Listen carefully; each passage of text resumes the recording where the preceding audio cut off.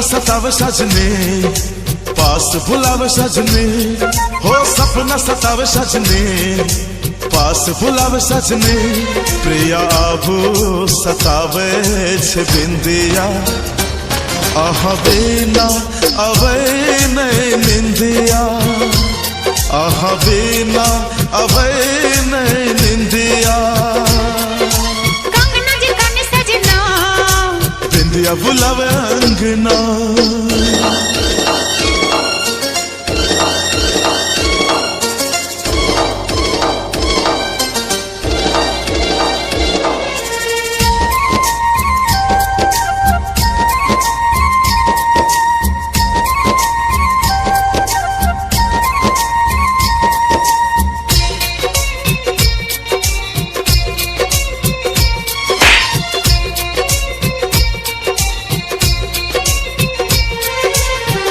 मौसम दीवाना दिल तड़पे छे जानिए, आहा बिना दुनिया लगे छे वीरानिए।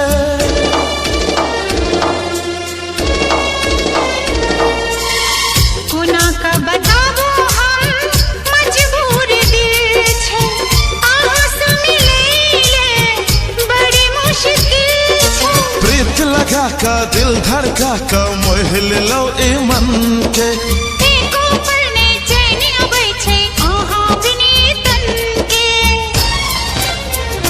पिया आबू सताबू ने सजना, सुना सुना लगै छे अंगना, आहा बिना अबे नहीं निंदिया।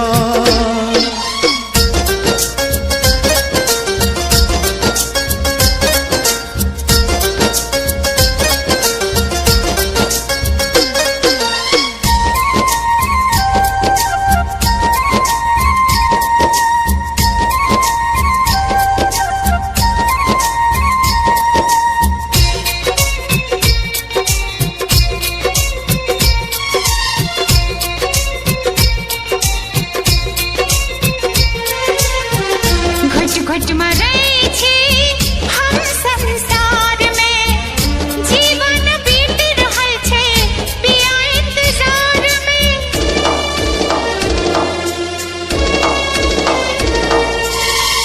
जालिम जमाना भेले प्यार के दुश्मन, कुछ दिन भरोसा करू अपना बनाब हम।